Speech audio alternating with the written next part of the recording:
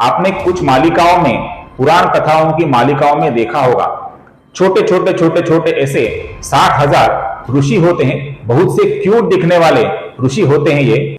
इनका नाम है वालखिल्य ऋषि।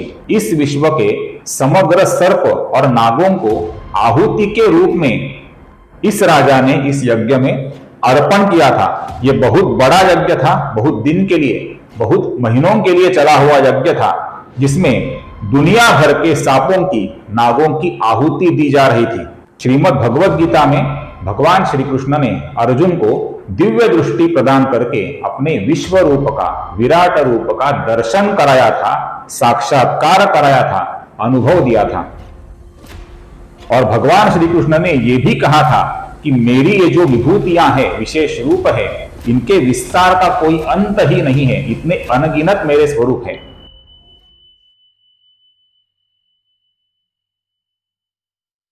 नमस्कार दोस्तों, पिछले कुछ वीडियो के माध्यम से हम श्री विष्णु सहस्त्र नाम शुद्ध उच्चारण एवं संक्षिप्त हिंदी अर्थों का अध्ययन कर रहे हैं।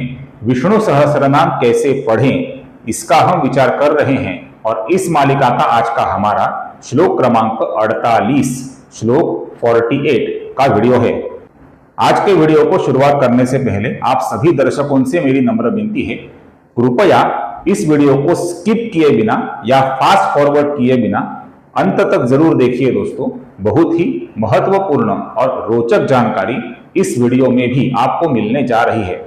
विष्णु सहस्त्र नाम ये बहुत ही गहन विषय है, आप सभी जानते हैं, और मैं भी यथाशक्ति आपको इसे समझाने का प्रयत्न कर रहा हूं। जाहिर है आप सभी दर्शकों को इस गंभीर विषय में बहुत ही ज्यादा रुचि है, इसलिए आप मेरा ये वीडियो देख रहे हैं। अगर इस वीडियो को आप कुछ सेकंड में या पहले कुछ मिनट में स्क्रॉल करके आगे निकल जाएंगे तो होता क्या है कि वीडियो का जो एवरेज व्यू ड्यूरेशन होता है यह बहुत ही कम हो जाता है दोस्तों। और फिर YouTube का जो एल्गोरिदम होता है ये इस वीडियो को आगे नए दर्शकों तक पहुंचाना बंद ही कर देता है, तो वीडियो सही दर्शकों तक पहुंच ही नहीं पाता है दोस्तों। ये मैं पिछले कुछ वीडियो में लगातार देख रहा हूं, इसलिए मैंने सोचा कि आज के वीडियो को शुरुआत करने से पहले आप सभी दर्शकों को मैं इसके बारे में सूचित करूं। कृपया ज्यादा से ज्यादा फास्ट फॉरवर्ड किए बिना, स्किप किए बिना या स्क्रॉल किए बिना इस वीडियो को अंत तक जरूर देखिए दोस्तों। आपके कुछ महत्वपूर्ण काम हो तो आप पहले उन कामों को पूरा कीजिए और फिर आराम से, शांति से मेरा ये वीडियो देखिए दोस्तों, जिससे मेरे वीडियो का एवरेज व्यू ड्यूरेशन बढ़ेगा और फिर YouTube का जो एल्गोरिदम है ये इस वीडियो को नए, इंटरेस्टेड और सही दर्शकों तक पहुंचाएगा। तो चलिए आज के वीडियो को शुरुआत करते हैं। आज का हमारा श्लोक है श्लोक क्रमांक 48, श्लोक 48, और ये श्लोक इस प्रकार है। यहां पर सबसे पहले एक बात मैं स्पष्ट करना चाहता हूं। आपको अगर याद होगा, इसके पहले एक वीडियो में और एक शॉर्ट में भी हमने इस अक्षर के सही उच्चारण के बारे में विचार किया था। ये जो अक्षर है दोस्तों, इसका हम हिंदी में ज्ञ ऐसा उच्चारण करते हैं। ज्ञ अर्थात ज्ञान। इसमें जो ज्ञ है ये उच्चारण हम संस्कृत में भी करने जाते हैं, जो संस्कृत के अनुसार गलत है दोस्तों। यहां पर आपकी सुविधा के लिए मैंने सर्वप्रथम ये श्लोक नीले अक्षरों में लिखा है और इसमें जिधर जिधर ये अक्षर है दोस्तों, इनको मैंने फिर से एक बार ऊपर और नीचे काले अक्षर में भी लिखा है, जिससे आपको पढ़ने में और मुझे समझाने में आसानी हो। ये जो अक्षर है दोस्तों, इसका हम हिंदी में उच्चारण करते हैं ज्ञ, मराठी में इसका उच्चारण किया जाता है ज्ञ, और संस्कृत में इसका सही उच्चारण होता है ज अपूर्ण ज और अपूर्ण य अर्थात जिय। ऐसा इसका संस्कृत में उच्चारण किया जाता है दोस्तों। हमें जिधर संस्कृत उच्चारण का सवाल है उधर हमें हिंदी का जो ज्ञ है उसे बाजू में ही रखना होगा। यहां पर हमें इसका उच्चारण करना है जिय, लेकिन जब हिंदी में अर्थ में आपको बताऊंगा तो इसका उच्चारण में ज्ञ ऐसा ही करने वाला हूं। अर्थात ये जो पहला नाम है दोस्तों, ये संस्कृत के अनुसार क्या है, यज्ञ, लेकिन हिंदी में हम इसे क्या बोलते हैं, यज्ञ। तो हम इसके अनुसार संस्कृत और हिंदी में परिवर्तन करने जा रहे हैं। तो सर्वप्रथम ये श्लोक हम देखते हैं। यज्ञः इज्जः महेज्जः च क्रतुः सत्रम सताम गतिः सर्वदर्शी विमुक्तात्मा सर्वज्ञः ज्ञानमुत्तमम्। अब सर्वप्रथम हम पहली पंक्ति में जो नाम है उनका विचार करते हैं। पहला नाम है यज्ञः। फिर से एक बार देखिए, यज्ञः, यज्ञः। आप सर्वप्रथम अपूर्ण ज का उच्चारण कीजिए दोस्तों, ज, और फिर अपूर्ण य का उच्चारण कीजिए। यह कौन सा अक्षर है? च, छ, ज, झ और य। तो ये जो य अक्षर है इसका उच्चारण हमें ज के बाद करना है। अभी आप उच्चारण कीजिए दोस्तों, यज और अपूर्ण य, यज य, यज य, यज य। आशा करता हूं आपको समझ में आया होगा। यज य और विसर्ग यज य अह, यज यहां, यज यहां। ये जो यज यहां शब्द है दोस्तों, इसका जो विसर्ग है इसके आगे स्वर आया हुआ है ह्रस्व ई। इस कारण से विसर्ग का लोप हो जाता है। संधि के नियमों के अनुसार इस विसर्ग का लोप हुआ है, अर्थात ये विसर्ग अदृश्य हो गया है। आगे का नाम है इज्जहा। ध्यान से देखिए, ये ह्रस्व ई है, ई नहीं है, ई है। तो ये शब्द क्या है? इज्जहा। कुछ लोग इसका इज्जहा ऐसा उच्चारण करते हैं जो कि गलत होगा। ये शब्द है इज्जहा, यज्ञः इज्जहा। इज्जहा का जो विसर्ग है इसके आगे महाइज्जहा अर्थात महेज्जहा आया हुआ है, इसका म आया हुआ है। इस कारण से इज्जहा का इज्जो हुआ है। महेज्जहा का जो विसर्ग है दोस्तों, इसके आगे च आया हुआ है, इस कारण से अपूर्ण श बन जाता है जो आगे के च में मिल जाता है। तो ये रूप बन जाता है महेज्जश्च, महेज्जश्च। फिर नाम है क्रतुः। क्रतुः का जो तू है ये ह्रस्व है, तू है, ये तू नहीं है, तो क्रतु नहीं है, क्रतु है, और इसके आगे विसर्ग है क्रतुः। फिर है सत्रम। सत्रम का स इस विसर्ग के आगे आया हुआ है, इस कारण से विसर्ग का अपूर्ण स, हल्का सा स ऐसा उच्चारण हम करते हैं। सत्रम का जो अनुस्वार है दोस्तों, ये जो अनुस्वार है इसका हम म, अपूर्ण म ऐसा ही उच्चारण करते हैं, उसमें कोई भी परिवर्तन नहीं होगा। सत्रम। फिर है सताम गति। यहां पर सताम पे जो अनुस्वार है इसका जो अपूर्ण म है, इसके आगे क्या आया है दोस्तों? ये ग है। तो फिर क, ख, ग, घ और न। ये जो न है दोस्तों, इस न अक्षर का उच्चारण हम इस म की जगह पर करेंगे, अर्थात ये सताम गति की जगह पर सतांग गति ऐसा उच्चारण होगा दोस्तों, जो कि सही उच्चारण है। सतांग गति, सतांग गति, सतांग गति। और ये गति का ती ह्रस्व है, ये गति नहीं है, गति ही है, सतांग गति। आगे की पंक्ति में पहला नाम है सर्वदर्शी। ये श है, ये श नहीं है, श है। ये श है और ये दीर्घ है, तो इसका लंबाई से उच्चारण होगा दोस्तों। ये सर्वदर्शी नहीं है, सर्वदर्शी है। इसके आगे नाम है विमुक्तात्मा। आगे का नाम है सर्वज्ञ आह, सर्वज्ञः, सर्वज्ञः, सर्वज्ञः। सर्वज्ञः का जो विसर्ग है इसके आगे ज्ञान, ज्ञान का ज्यो का ज आया हुआ है, इस कारण से इसका ओ बन जाता है, अपूर्ण ज। ये मृदु व्यंजन कहलाता है। संधि के नियमों के अनुसार जब इस प्रकार विसर्ग के आगे इस प्रकार का अपूर्ण व्यंजन आता है तो इसका ओ बनता है। हमने पिछले कई श्लोकों में यह देखा हुआ है। तो यहां पर सर्वज्ञः है, इसका सर्वज्ञो होगा। और फिर आगे है ज्ञानम। ज्ञानम कैसा ज्ञान? उत्तमम, ज्ञानम उत्तमम। लिखने के समय इसको मुंह लिखा जाता है, मैंने आपकी सरलता के लिए इसे अलग अलग लिखा हुआ है, अर्थात ज्ञानम अपूर्णम और फिर ह्रस्व उ उत्तमम। कुछ लोग इसका उ ऐसा उच्चारण करते हैं, गलत है, यह ह्रस्व उ है। ज्ञानम उत्तमम, ह्रस्व अर्थात छोटा उ, उत्तमम, ज्ञानम उत्तमम, ज्ञानम उत्तमम। अब हम सर्वप्रथम पहली पंक्ति का उच्चारण देखते हैं दोस्तों। यज्ञ इज्जो महेजश्च क्रतुसत्रम सतांग गति। फिर से एक बार देखिए, यज्ञ इज्जो महेजश्च क्रतुसत्रम सतांगति। अब दूसरी पंक्ति का उच्चारण देखिए दोस्तों, सर्वदर्शी विमुक्तात्मा सर्वज्ञो ज्ञानमुत्तमम्। फिर से एक बार देखिए, सर्वदर्शी विमुक्तात्मा सर्वज्ञो ज्ञानमुत्तमम्। अब संपूर्ण श्लोक का उच्चारण देखते हैं दोस्तों, यज्ञ इज्जो महेजश्च क्रतुसत्रम सतांगति सर्वदर्शी विमुक्तात्मा सर्वज्ञो ज्ञानमुत्तमम्। फिर से एक बार देखिए, यज्ञ इज्जो महेजश्च क्रतुसत्रम सतांगति सर्वदर्शी विमुक्तात्मा सर्वज्ञो ज्ञानमुत्तमम्। क्लियर? आप में से कुछ दर्शक ऐसे हैं दोस्तों जो मेरा वीडियो ध्यान से देखते हैं, आगे सब्सक्राइब का बटन दबाना भूल जाते हैं। आप मुझे अभी देख रहे हैं, उसके नीचे सब्सक्राइब का बटन है, उसके आगे बेल आइकॉन है।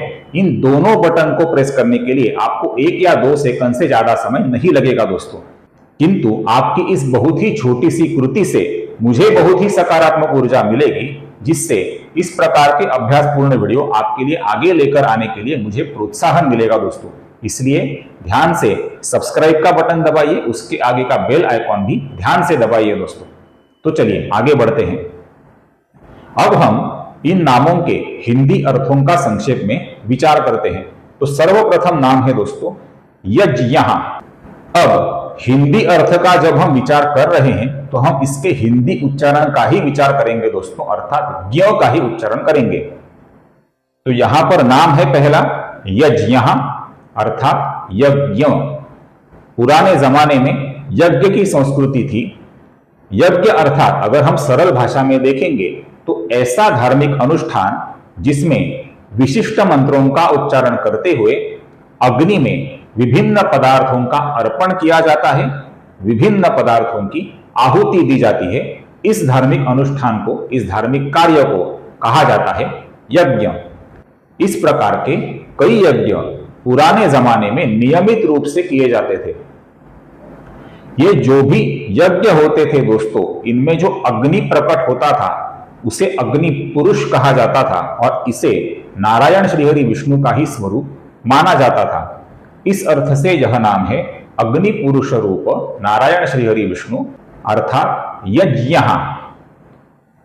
आगे का नाम है इज्जह।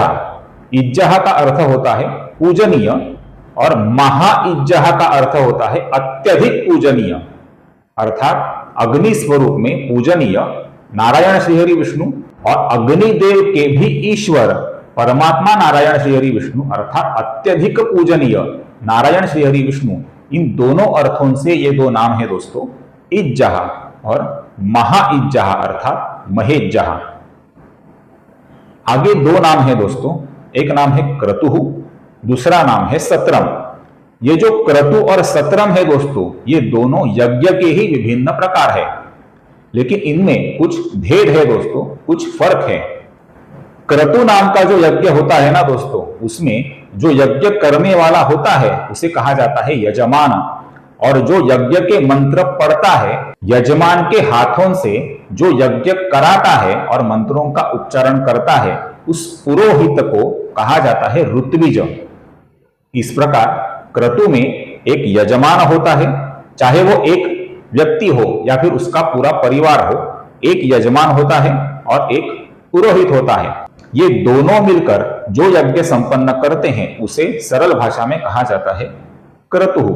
ये जो क्रतु होता है ना दोस्तों, इसे एक समय की मर्यादा होती है, अर्थात ये कुछ दिनों में समाप्त होने वाला इस प्रकार का यज्ञ होता है और ये बहुत ही व्यक्तिगत रूप का यज्ञ होता है दोस्तों। ये जो क्रतु स्वरूप का यज्ञ है, इसे नारायण श्रीहरि विष्णु का स्वरूप मानते हुए यहां पर कहा है क्रतु। क्रतु नाम का एक दूसरा अर्थ भी है दोस्तों। ब्रह्मदेव के प्रजापति नाम के मानस पुत्र थे। इनके बारे में एक नाम हमने पिछले एक श्लोक में देखा हुआ है। इन प्रजापतियों में से एक क्रतु नाम के प्रजापति थे जो बहुत ही सिद्ध और श्रेष्ठ ऋषि थे। इन क्रतु नाम के ऋषि को 60,000 पुत्र हुए थे दोस्तों, जो भी बहुत ही श्रेष्ठ ऋषि थे। आपने कुछ मालिकाओं में पुराण कथाओं की मालिकाओं में देखा होगा। छोटे छोटे ऐसे 60,000 ऋषि होते हैं, बहुत से क्यूट दिखने वाले ऋषि होते हैं ये। इनका नाम है वालखिल्य ऋषि। ये जो वालखिल्य ऋषि है, इन्हें महातपस्वी के रूप में जाना जाता है। वालखिल्य ऋषियों के जो पिता थे उनका नाम था क्रतु, और इन्हें श्रीहरि विष्णु का ही स्वरूप माना जाता है। इस अर्थ से भी यह नाम है क्रतु। और सत्रम इस स्वरूप का जो यज्ञ होता है दोस्तों, इसका स्वरूप थोड़ा सा भिन्न होता है, अलग होता है। सत्र नाम का जो यज्ञ होता है ना दोस्तों, ये बहुत लंबा चलने वाला यज्ञ होता है। कुछ महीनों तक, कुछ सालों तक चलने वाला भी ये हो सकता है। इसका एक उत्तम उदाहरण है दोस्तों, पुराने जमाने में जनमेजय नाम का एक राजा था, जो परीक्षित राजा का पुत्र था, और उसने इस सत्र प्रकार का यज्ञ संपन्न किया था, जिसे सर्प सत्र कहा जाता है। इस विश्व के समग्र सर्प और नागों को आहुति के रूप में इस राजा ने इस यज्ञ में अर्पण किया था। यह बहुत बड़ा यज्ञ था, बहुत दिन के लिए, बहुत महीनों के लिए चला हुआ यज्ञ था, जिसमें दुनिया भर के सांपों की, नागों की आहुति दी जा रही थी। इस प्रकार का सर्पों की आहुति देने वाला सर्पसत्र नाम का यज्ञ, ये जनमेजय का अपने पिता के अर्थात परीक्षित राजा के हत्यारे तक्षक नाग के प्रति प्रतिशोध था दोस्तों। और इस यज्ञ में आहुति के रूप में अपना ही समर्पण ना हो जाए, इसके लिए तक्षक ने आस्तिक मुनि की प्रार्थना करी थी, और आस्तिक मुनि ने तक्षक को इस सर्प यज्ञ में आहुति जाने से बचा लिया था, ऐसा एक पुराण कथा में कहा है।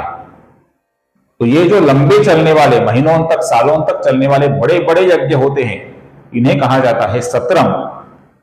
और सत्रम में अगर यजमान एक भी हो तो पुरोहित बहुत ज्यादा होते हैं, अर्थात यज्ञ करने वाले जो ऋषि होते हैं, इनकी संख्या बहुत अधिक होती है। इसके लिए जो सामग्री लगती है, यह भी बहुत ज्यादा लगती है, क्योंकि बहुत लंबा चलने वाला यह यज्ञ होता है। इसे भी नारायण श्रीहरि विष्णु का ही स्वरूप माना जाता है। इस अर्थ से यह नाम है सत्रम। आगे का नाम है सतांगति। इस विश्व में सज्जन अच्छे कर्म क्यों करते हैं दोस्तों?